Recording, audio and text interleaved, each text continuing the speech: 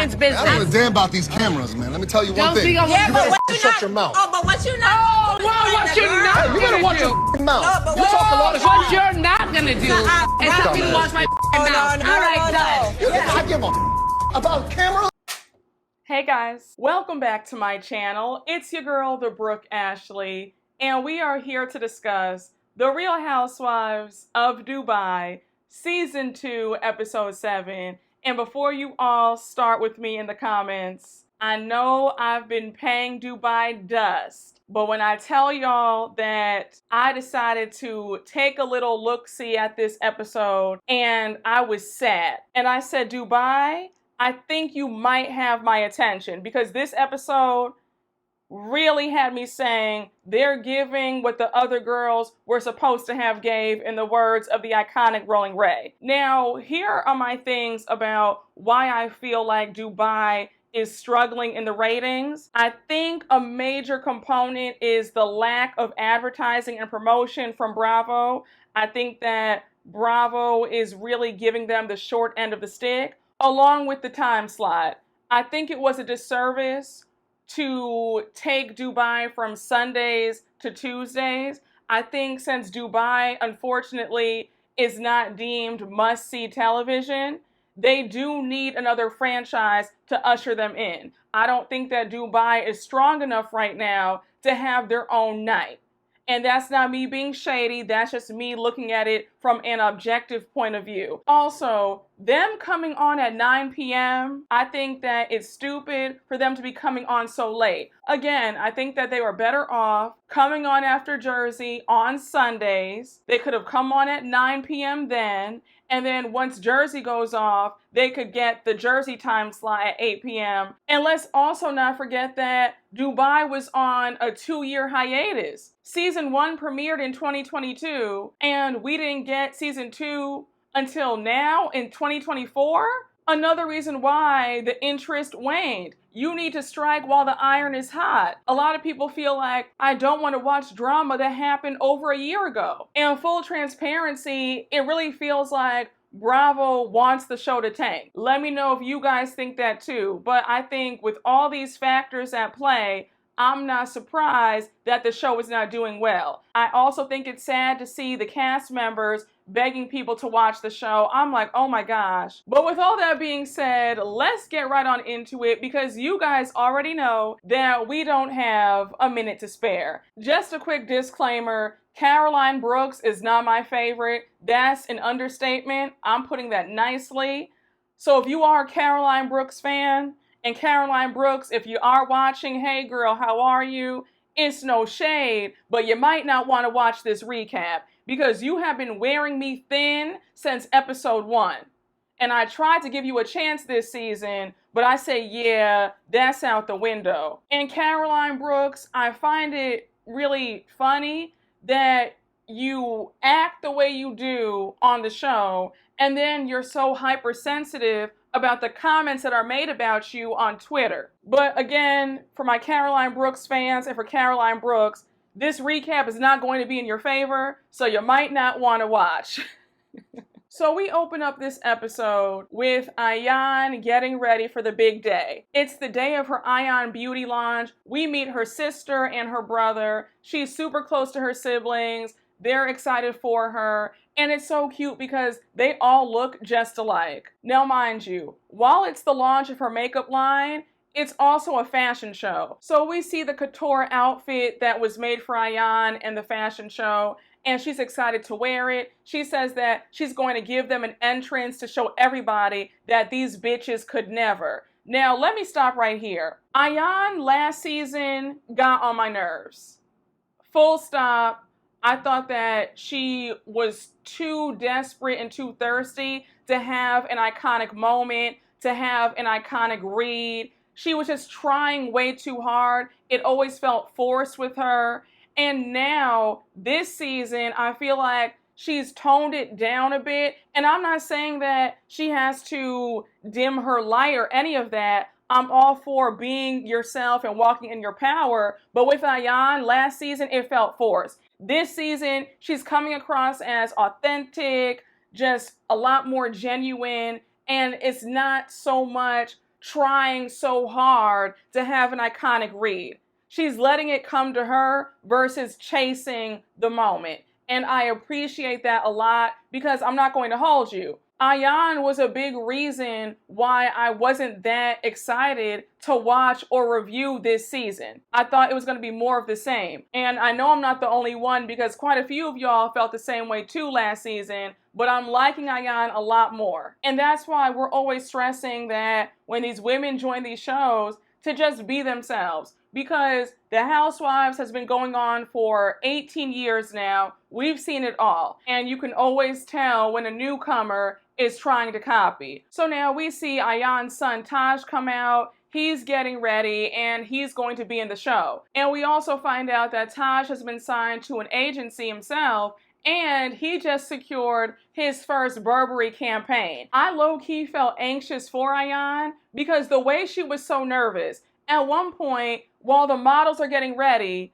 Ayan is sitting on the floor in the hallway and she is praying. She's like, God, please let the show go well. And it looked like she was crying. And I was like, Ayan, you're going to be okay. I promise. The show's going to go off just fine.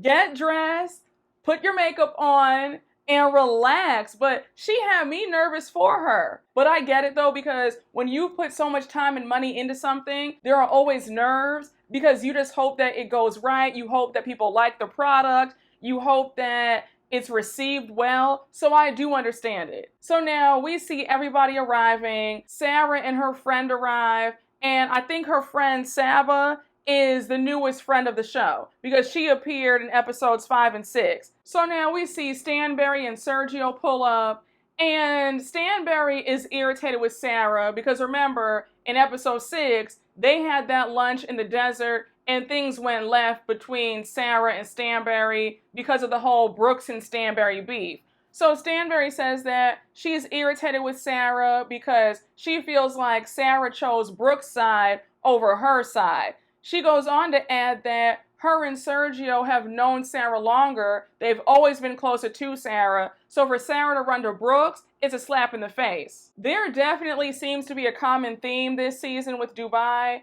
where everybody feels like their close friend has betrayed them and gone to the other side. Because you see that with Brooks and Taleen, with Ayan and Lesa, because Lesa feels slighted that Ayan and Stanbury have gotten close. So I'm like, it's a running theme right now with everybody that they feel betrayed by their friend. So anyhow, the show starts and the confusion from everybody had me screaming. Taleen was like, I love the shirtless men, but is this a fashion show or is this a makeup launch? Like, I'm just surprised. I don't know what's happening right now. So now Sergio whispers, is this a fashion show or a beauty launch? Like, what's going on? And Stanbury said, leave it to Ayan to have a fashion show as a beauty launch. Mama is living. So Ayan comes out in her couture piece, and I have to say, she looked beautiful. She was definitely giving Cleopatra, very regal. The gown had this long train. I mean, she did that. So we see Lesa arrive. She's missed the whole entire show. She says, sorry I'm late, but you guys know I'm juggling 10 million things right now. Now, Lesa, I'm going to talk more about this later on, but this whole storyline of you being so overwhelmed and not having any time, you have the resources to hire help. And also, we've seen this storyline on different franchises where one of the housewives is complaining about how overwhelmed they are, and everybody's like, girl, hire some help. So to see this storyline on Dubai, I'm like, again, girl, hire some help, hire a team of people to help make your life easier. And if you're worried about how it looks, there is nothing wrong with hiring help if you can afford it. You're not a bad person, you're not a bad mom, you're not a bad wife. You need some help and that's okay. You have a husband and 3 young boys, plus you have a multi-million-dollar company. Hire some help. Take the load off. You can't pour from an empty cup, sis, so help yourself out and hire a team. So now we see Brooks arrive, and I thought it was funny that her and Stanbury were both wearing red dresses. But Stanbury makes it a point to say that she's not surprised that Brooks came at the tail end when everything is over because Brooks cannot take watching other people succeed. Now, we're going to talk about this more, but I definitely peeped those vibes from Brooks, she definitely gives shady and very jealous, especially when she made those comments later on about Ayan's beauty line. I said, oh, really? Tell us how you really feel. But Brooks does give those vibes that she's not happy for people. If it's not about her, she can't be bothered. I definitely get that, because for you to come at the tail end, that's unacceptable. What was the point of even showing up? So while Ayan is doing an outfit change, everybody else sits down, they're making small talk, and there are some past hors d'oeuvres going around, there's some wine flowing, so they're all just, having a cute little bite to eat and just catching up. Now, we know that things between Taleen and Brooks have been on a downward spiral for quite some time now. So Brooks, Taleen, and Taleen's husband, Rafi, are all sitting on one couch. And again, it's awkward. Rafi's trying to make small talk with Brooks. He's asking her how she's doing. And he mentions that he hasn't seen her in a while since his wife and Brooks have been on the outs lately. So Brooks is a bit short with him. She's like, oh, hey, Rafi, I'm good. Just been really busy. I've been working a lot. That's it. And Taleen says that since their lunch in the desert,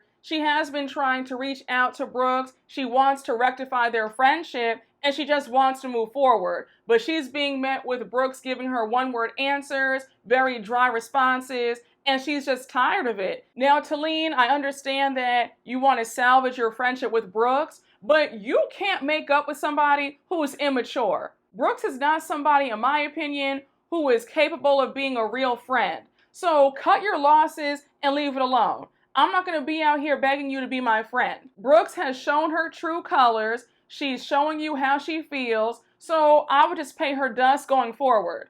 I'm not going to keep reaching out to you for you to stonewall me and give me the silent treatment or give me these lame one-word responses. And I also feel like Brooks is very passive-aggressive where she wants you to chase behind her. But again, Taleen, I would be giving Brooks my ass to kiss, because I'm not going to chase behind somebody who's made it clear that they do not want to be friends any longer. So now Ayan comes to join everybody. She's in a different outfit, and she thanks them all for coming. Now, I was screaming at that shade that she threw. She said, even if some of you guys were late and missed it, I still forgive you. So Lesa's a bit upset by that. She's like, hold on, Ayan. There was a long line to get in. And Ayan says, yeah, I understand that, but I still forgive you. Now, I said, Lesa, just a few minutes ago, you were saying that you were juggling 10 million things, and that's why you were late. Now you want to blame it on there was a long line outside to get in? Aren't you VIP, girl? And everybody knows that you're filming the show, so even if there were a long line, they would have let you through immediately because of who you are. So I'm not buying that. Just come clean and admit that you were late because you have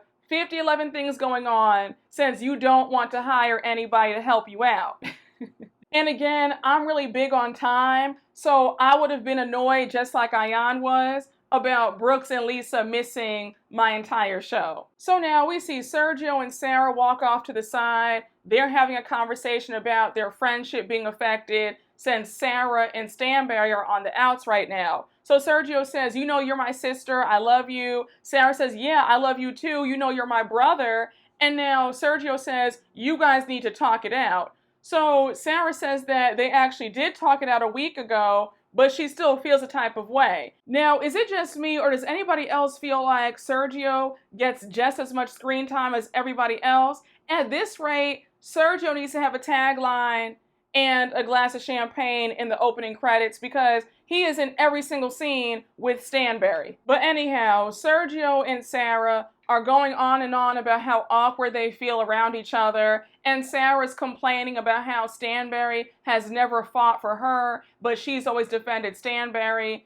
And I said, okay, Sarah, there's something about Sarah that just does not connect for me. And I still did not forget that comment that she made in the premiere episode when they were talking about the Beyonce concert, and when production asked her if she went, and she said, oh no, of course not. I don't go to things like that. And I said, girl, what does that mean? I'm not saying that you have to be Beyonce's biggest fan, but it was almost the way she was looking down at the concert, like she's just above it. And I also didn't like that shade that she threw regarding Taleen and Rafi's gorgeous penthouse. They live on the Palm. And when Sarah made that comment saying, well, true Emiratis don't live on the Palm, that's for expats and people with new money who just want to be flashy. I would never live there. I said, why do you always have to knock somebody else down? It just feels like Sarah has to feel like she's superior in any way with this faux spirituality and all this faux deepness, like she's just so above it. It's very aggravating. Like, just let people live, girl. Why are you so offended? And if you're so spiritual, sis, you wouldn't be on this show. So don't act like you're so above this and that, but you're here on a show that's predicated on drama. So now we flip back to the rest of the women on the couch. And Brooks turns to Taleen and she says, Taleen, can I talk to you for a minute? She gives this half-assed apology saying, well, if you were offended by what I said the other day, then I'm sorry. Again, that's not a real apology. A real apology sounds like, I'm sorry that I did X, Y, and Z. Please forgive me. I take full ownership. An apology does not have an if or a but in it. If I said that or if you felt that way, then I'm sorry. That negates the apology. And the way Taleen ate it up, I said, Taleen, you are too naive for me, girl, because I would have said, Brooks, keep that. I would have just said, Brooks, leave me alone. This friendship is done. We can be cordial at best. Hi, bye, be around each other. But that's where it starts and stops for me, because I'm not going to keep doing this with you. And then for you to, on top of that, give me this weak apology and act like I should be so happy to take it? No. So Brooks goes on to add that she does acknowledge Taleen's feelings and that she's a spitfire. Then she goes on to add that she is a bit sharp-tongued, but she has a good heart. I really need for grown adults to take full ownership. Miss me with all that, I'm sharp-tongued, but I mean well. No, you're just mean. It's called being an asshole. It's called saying whatever you want to say at the sake of hurting someone's feelings because you don't care. So we close out the scene with Ayan getting up to make a speech. She thanks everybody for coming out and supporting her. Then she goes on to say that she never in a million years thought that this would happen. And she goes on to add that the next stop is for Ayan Beauty to be in stores. Now we cut to everybody in their confessionals and everybody saying, congratulations, Ayan, as they should, right? We cut to Caroline Brooks in her confessional, and something told me that she was going to be on some BS, and I was right. She says, Tony Malt put a beautiful event together, and I'm so proud of Tony Malt for what she did for Ayan. I'm so proud of Ayan Beauty by Tony Malt. And it's apparent that Tony Malt is one of the business managers of Ayan Beauty, but I thought that was so evil of Brooks to give all the credit to Tony and not Ayan. I could not believe it. I said, this is so sad. And especially since you, Ayan, and Lesa are the only black people on the cast, you would think there would be more solidarity between you. How would you feel if Ayan threw shade at your spa? I think that she's very two-faced, passive-aggressive, and she's also somebody who's jealous-hearted, because for you to say that, it shows that you don't want anybody else to succeed besides you. That really threw me. I said, oh my gosh. Brooks, again, if you're watching this, don't even get in these comments trying to start anything. I don't want to hear it. And I saw that you were on Twitter saying, no, I didn't mean it like that. I actually did congratulate Ayan and I bought all her products. That's neither here nor there. You got in front of that camera and you shaded Ayan congratulating somebody else besides Ayan. That was shade. So nobody wants to hear what you did to support Ayan off camera. You had the chance to show solidarity and show your fellow castmate, who happens to be another black woman, support. And you chose not to do that. So miss me with all the kindness that you showed Ayan off camera, because we didn't see it and we don't care. So now we jump to the next scene and we see Brooks, Lesa, and Sarah all meeting up for lunch. So Brooks starts off the conversation. She's talking about friendship and how she feels like their friendships are all blossoming. So now she goes on to say that she told herself, let me just mentally restart when it comes to friendships. And Sarah says, I think that that's good, because when you hit the restart button, you realize who's a friend and who's an acquaintance. Now, a quick side note. I had no idea that Sarah and Caroline Brooks were such great friends. I find this friendship to be very convenient. I think that they're both very fake.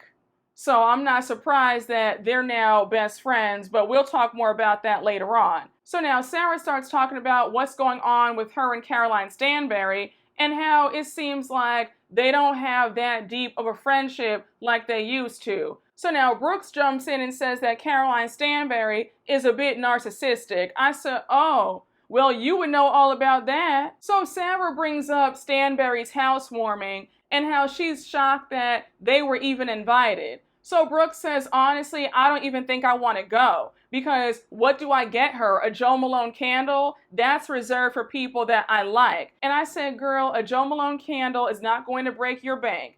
You have millions, don't you? An $80 candle will not hurt your pockets. Because I thought it was pathetic and pitiful that she showed up to Stanbury's housewarming party with no gift. I was raised that you never come to anybody's house empty-handed. But we'll talk more about that because the way I want to whack you several times for that. So now the whole Taleen drama gets brought up and Lesa says, I saw that you apologized. What were you apologizing for? So Brooks reveals why she apologized. She said, well, I called her a beggar. So Lisa's like, you called her a beggar? Why? Like, when did this happen? So Brooks says, a few weeks ago, me and Taleen went out for dinner. We had a disagreement. And on the way out, I called her a beggar. So Lesa and Sarah are sitting there in shock. And of course, Lesa is nosy. So she's like, but what did she beg you for? Was it for money, clothes, what? So Brooks says, she begged me to be in my friendship circle. Ultimately, she was begging to be on the show. Now, let's just pause for right now. When it comes to Brooks, I take what she says with a grain of salt because we know that Brooks likes to exaggerate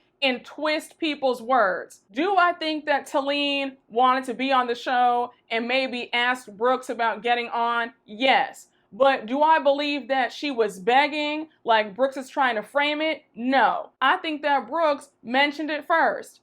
Brooks seems like the type to dangle a carrot in front of your face where she'll say, hey girl, you want this? I can get you on here. I can do this for you. And then when you actually take her up on her offer, then she wants to backtrack and act like you're begging her when she was the one who brought it up and offered you first. That's what I believe happened. I don't think that Taleen was just out there begging her day and night to be on. Anybody who gets on the show, 9 times out of 10, probably did beg somebody to get on. So it's really not the read that you think it is, honestly and truthfully. And here's another issue that I have with Brooks, because if Taleen was your good friend of 10 years, one of your best friends, as you stated in the premiere episode, for you to quickly turn on her the way you are and then to call her a beggar, that's unacceptable. There are some things that there's no coming back from. So Brooks admits that, yeah, calling her a beggar isn't the nicest thing to say, but it is true. Then she goes on to add that she defended Taleen,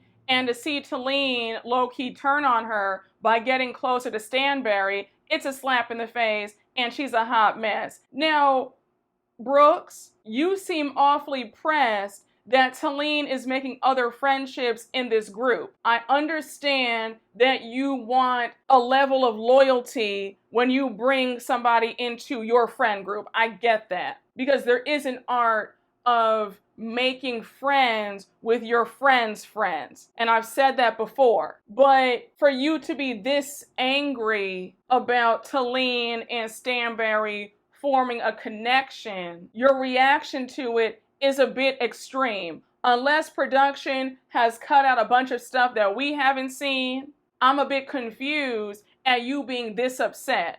It almost feels like Brooks just wants to stir up all this drama in the group. She's angry when she sees other friendships and other alliances going on that don't include her. And in episodes 2 and 3, when Brooks was angry about the whole Caroline Stanbury saying that she saw Taleen's vagina when Taleen was drunk that one time, and when Taleen said, if I'm not angry at Stanbury for saying that, if we've moved on, how are you angrier at that than I am? I think that Brooks has some anger issues, because her anger is disproportionate to the situation. So now we jump to a short scene with Ayan. She's having a picnic beach date with her siblings.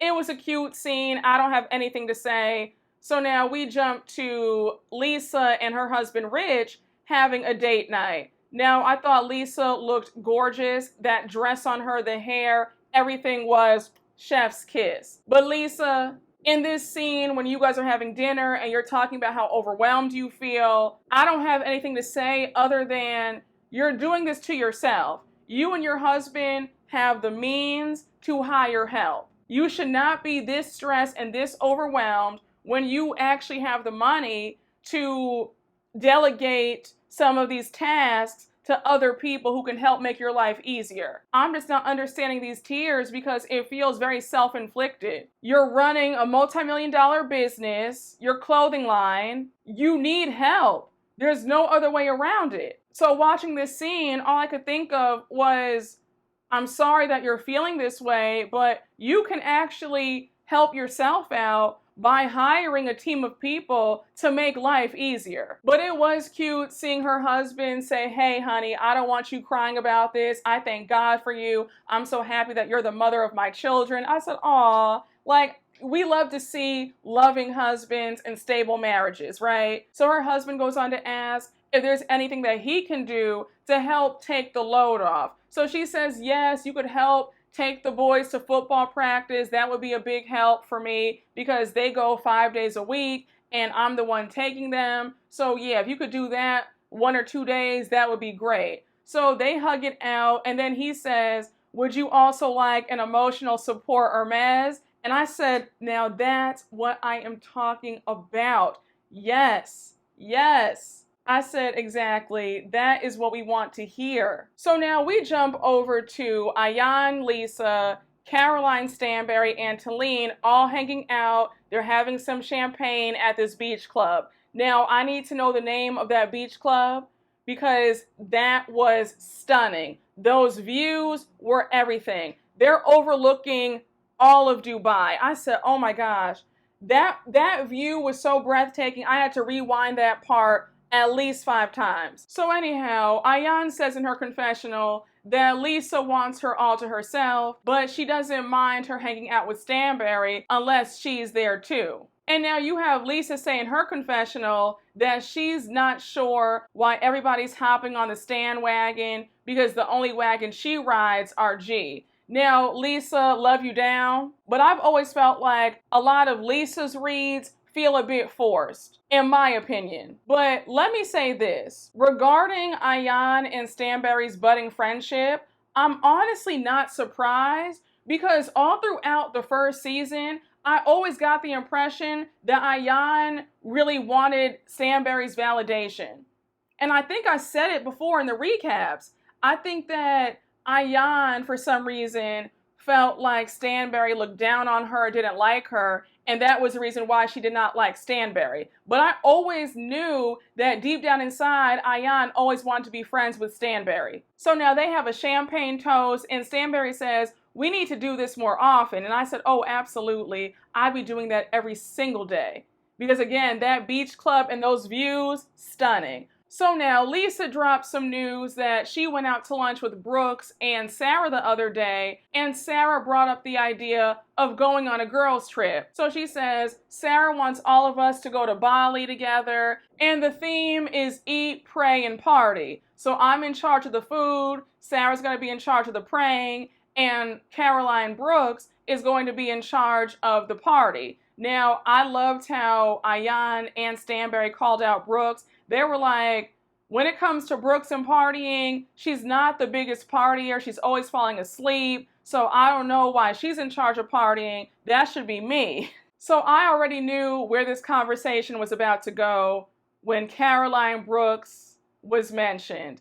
Taleen brings up how she was shocked that Brooks actually gave her an apology. So right as Taleen is celebrating and basking in this apology, Lesa spills the tea about what Brooks told her at lunch about how she only apologized because she felt bad about calling Taleen a beggar. So Taleen's like, wait, what? Then she says, well, I guess hell hasn't frozen over. She called me a beggar. So Lesa goes on to say that she was asking Brooks, what does Taleen beg you for? Is it clothes? Is it money? So Taleen is pissed and she says, so how do we go from an apology to calling me a beggar? So it's obvious that Lesa just opened up a new can of worms, because she even says from Taleen's reaction, it's clear that it's her first time hearing this. And I thought that she knew why Brooks had apologized, but apparently not. And I said, now, Lesa, honestly, girl, you were just doing your job and relaying the information and being messy. Because if I were you, I would have left well enough alone. I wouldn't have mentioned the whole beggar comment. Taleen was pissed. She says, a beggar? Then she goes on to say, 9 years of friendship with Brooks, and I'm now seeing a side of her that I don't like. Now we jump to the day of Caroline and Sergio's housewarming, and we see Sarah arrive first, along with Taleen and Rafi. Now, let me just say, Caroline, Stanbury, y'all did that. The house is stunning. That tree that you had airlifted in, gorgeous. Now, Ayan, I have to whack you one time, because I notice that when you go to people's houses, you are always empty-handed for the most part. And I touched on this earlier on in my recap. That's very bad manners to come to somebody's house empty-handed. Are you just very cheap? Like, what's the deal?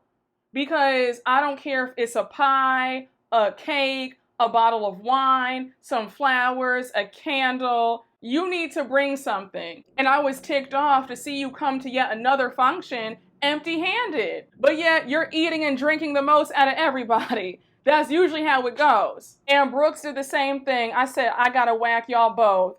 Brooks, how dare you? Not only do you come empty-handed, but you come with some burnt sage trying to sage her house. I would have kicked you out right then and there. Don't come to my house saging anything. And then on top of that, to add insult to injury, you come with an uninvited guest. And I love how Stanbury said, you brought a friend with you? This is a seated dinner. I don't have extra room for your friend. I have a chef preparing a meal. I told him X amount of people were coming. I did not make preparations for an additional person. Just so rude. And it's so funny because you want to talk about how much money you have, but yet you're displaying very tacky behavior because you do not bring an uninvited guest to somebody's home if you did not get their permission. How dare you? Just add a line on so many levels. But that's why that saying is so true about money does not buy class. It doesn't. You can have money and not have a lick of class. And Brooks coming in that home with no gift and a +1 that wasn't invited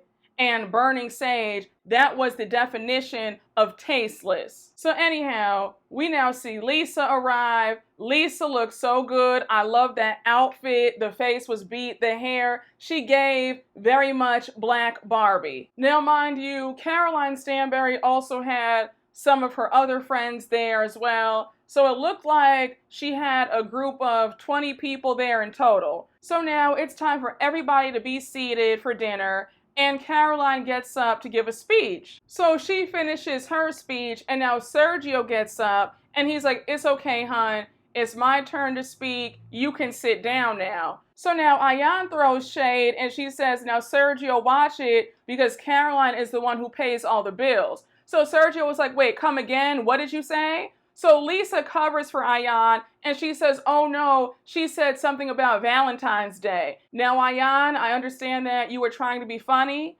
but you need to be real careful and tread lightly when it comes to trying to shade somebody in their own home. Be respectful. I don't care how you feel about Stanbury and Sergio. That comment was out of line. If somebody invites you into their house and you accept that invitation, the minute you walk through their doors, you have to give them respect, period. You can't be making snide remarks like that and throwing a dig out to the host of the house. Are you serious? And Ayan, we have yet to see a party at your home. I don't think that we've seen a clear shot of where you live.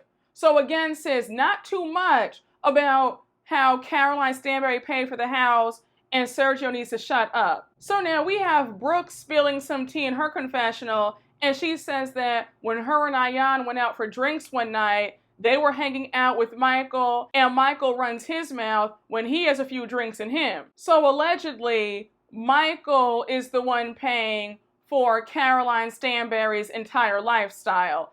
He's paying for the mortgage, the utilities, her clothing, everything. Now, I don't believe this for a minute, because I think that this would have been exposed a long time ago. Also, we know that Brooks loves to exaggerate and or lie.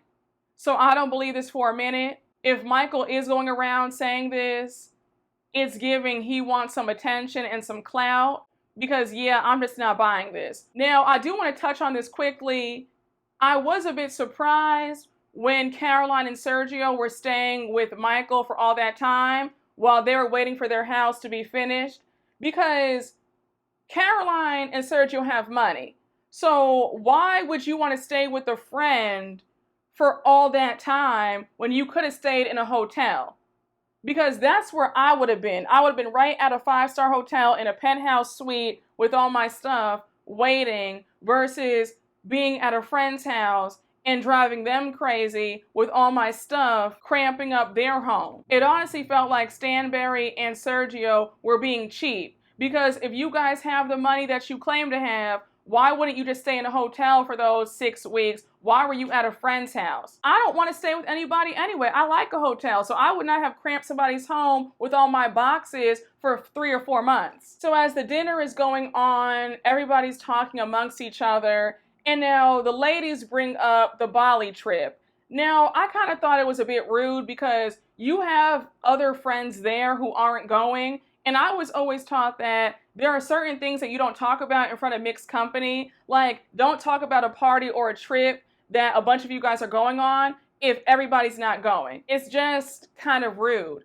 But they're talking about the Bali trip, and they make mention of Sarah being in charge of the praying part. So I think Stanbury makes a joke saying that she's not trying to pray, and then Sarah claps back saying that some people in this group need an exorcism. So here's where things get messy. Taleen's husband, Rafi, jokes around about how Caroline, Stanbury, and Taleen are both a problem, and he is a bit worried about them going on a girls' trip together. So obviously he's joking around, he's having fun, and Taleen says, oh my gosh, I know, when me and Stanbury get together, we end up in the bushes or under a rock somewhere. And we see Brooks already on her 2nd or 3rd drink, honey, and she's already getting upset. So she's talking under her breath, making snide remarks. I said, oh my gosh, Brooks, what was the point of you coming to the housewarming if you're going to be in a pissy mood? But Brooks is still talking under her breath, saying that Taleen has crossed the wrong person and how she defended Taleen.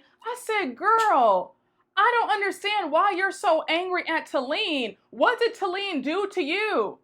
Are you still harping on that whole issue that happened earlier this season about Stanbury joking about seeing Taleen's vagina out? You're mad about that? Because I'm so sorry, but your anger makes no sense. So now we see Brooke saying in her confessional that Taleen used her to be friends with her friends, and she feels really upset right now, and how Taleen is fake, and she's not sure where they can go from here. I said, oh my gosh, being friends with somebody like Brooks feels exhausting. So here's where things go off the rails. Brooke starts saying fake, fake, fake under her breath, but she's saying it loud enough for Taleen to hear her. So Taleen turns around and she addresses Brooks, and of course Brooks is so defensive, she can never own up to anything, so she's like, I'm not talking to you. So Taleen's like, but you're talking about me, calling me fake though, right? And Brooks says once again, I'm not talking to you. And I said, Brooks likes to play these passive-aggressive games. Say it with your chest. It's obvious that you're talking about Taleen, but now you want to get angry and deflect when Taleen calls you out? You claim to be so tough, Brooks, so just own it and say, yeah, girl, I'm calling you fake. I just can't stand these childish-ass games that Brooks plays. And Brooks has such a nasty attitude, a very nasty spirit. And it's clear that Brooks is an angry drunk, because the minute Brooks has one drink in her, she's volatile. She starts snapping, cursing at somebody, raising her voice. And I'm like, girl, if you know that alcohol tends to get you angry, you might want to control your drinking. So Taleen is like, you know what, girl, whatever. She turns back around, and now you have Brooks saying to Sarah, I'll throw my drink right in her ugly face. I said, really, Brooks? I don't know how Brooks has stands. Brooks, you are very unhinged, mama. You need some help. You need to curb your drinking, because you really lose your mind the minute you have a sip of alcohol in your system. So now we see Taleen and Stanbury walk over to the side, and they're talking about the drama with Brooks. So Taleen is still angry about the whole beggar comment, and she says, out of respect for you and your house, I'm not going to bring it up. So Stanbury says, please don't bring it up. Just keep quiet. Let's have a nice night. Now, I definitely agreed with Taleen when she said that Brooks is passive aggressive, because she definitely is. Brooks likes to play these games where she wants you to know that she's angry at you, but when you confront her about it, she wants to say, oh no, I'm not mad, or I'm fine, or,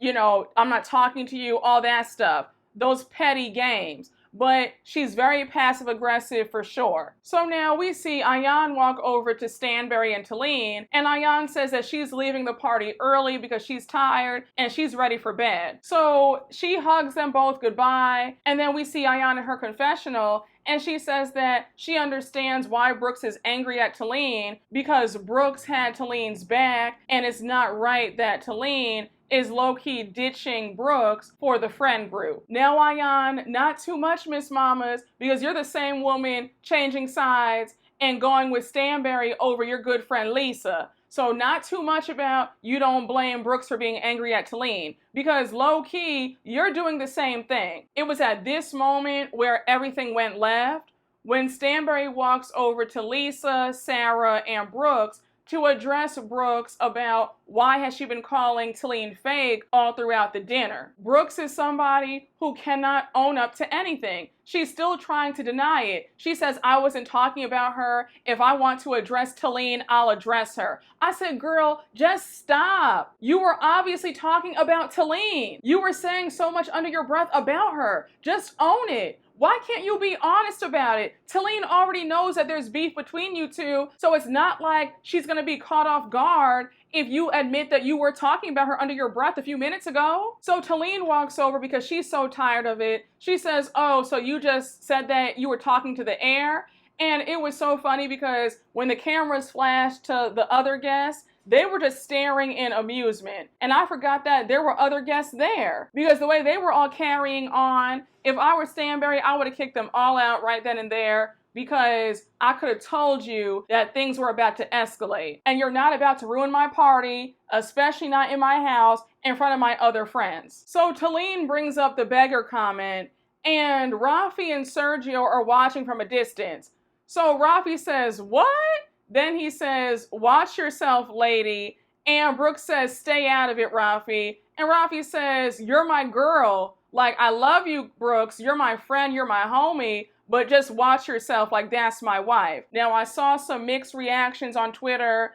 Half of y'all are on Rafi's side. The other half feels like he was in women's business. I feel like Rafi was doing what I think a lot of other husbands would have done. I don't think that a lot of husbands, especially successful husbands, would take too kindly to anybody calling their wife a beggar. And I feel like Rafi, for the most part, was respectful at this point. He said, you know, like, watch yourself. Like, don't call my wife a beggar. Like, you know, we're friends. I wasn't mad at it. And feel free, if you don't like my opinion, that's fine.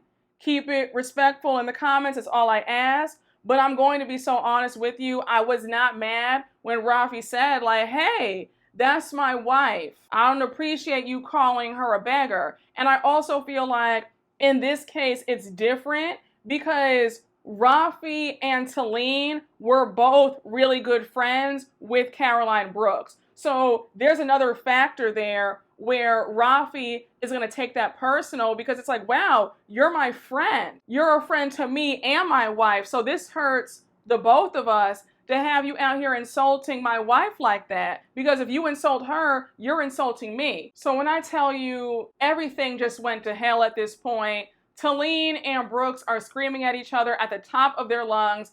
Everybody else at the dinner table is mortified. If I were Caroline Stanbury, I would have been livid. I might have punched everybody out because how dare y'all show out like this at my house, my brand new house. So they're screaming, and now Taleen calls Brooks an alcoholic. So Taleen and her husband Rafi are walking away to just calm down. And instead of Brooks saying, you know what, let me just leave, she follows behind Taleen and Rafi and she says, Taleen, drop your drink because you're slurring. Stop drinking. So Taleen says, girl, are you serious right now? And now Rafi turns around and says, come on now, Brooks. You do a lot all the time and you can't even keep your eyes open right now. Then he goes on to say that they all do a lot. Even he does a lot when they drink. But Brooks needs to be so for real right now because she's not the one to talk about somebody drinking and slurring.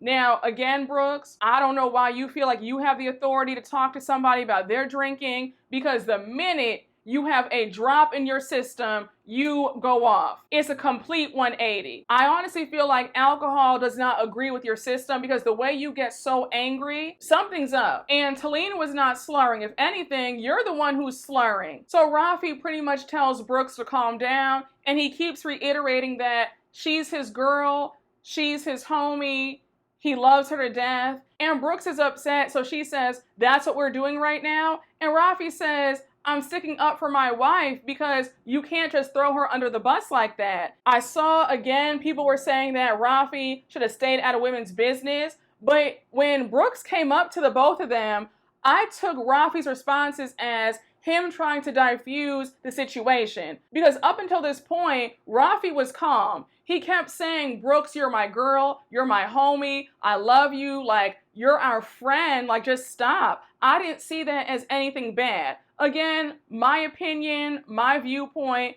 but I honestly thought that Rafi was trying to calm things down between his wife and Brooks. Now, Taleen was not here for any of it. She's like, are you challenging my husband? She was pretty much like, girl, my man, my man, my man, don't say anything to him, leave us alone.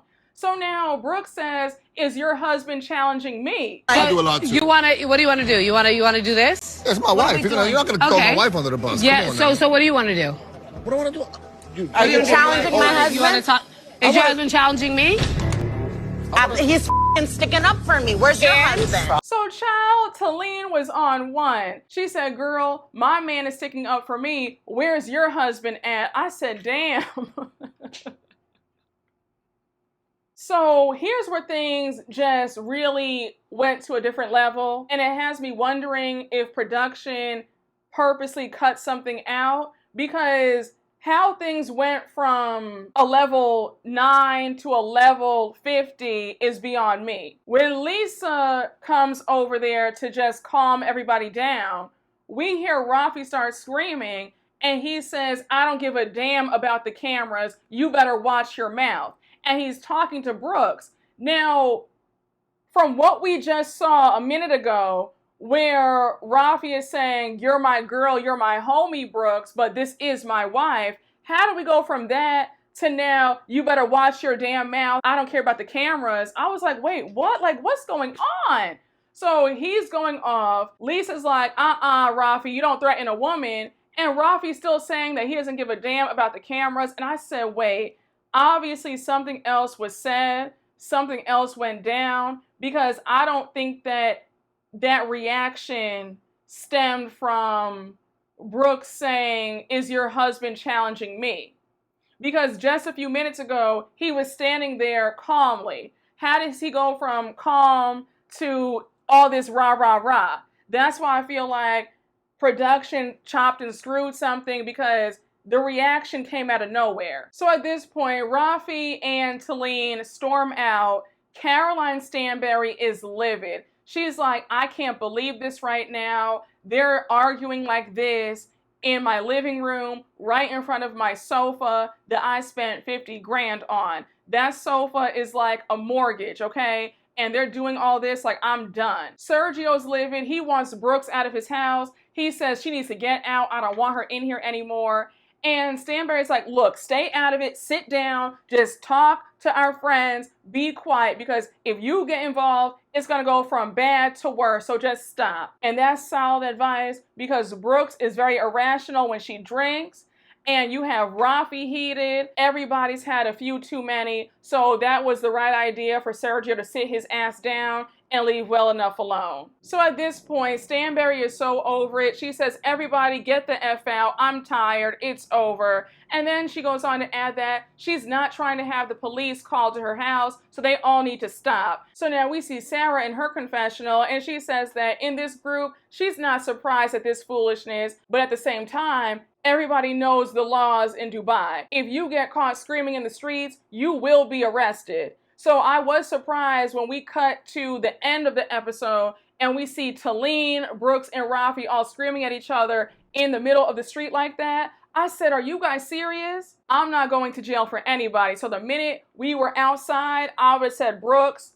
it is what it is. I'll catch you later. But me and my husband are going home. You be blessed. You would not have seen me screaming like that. So we see Brooke screaming out, Taleen, don't be tough, because even though I don't have a husband, you're still a begging ass bitch. Then she threatens that she can expose Taleen because she has all the text messages. And now Taleen says, girl, you're a beggar. You wore my whole entire wardrobe all last season, so stop. And that's where the episode ends.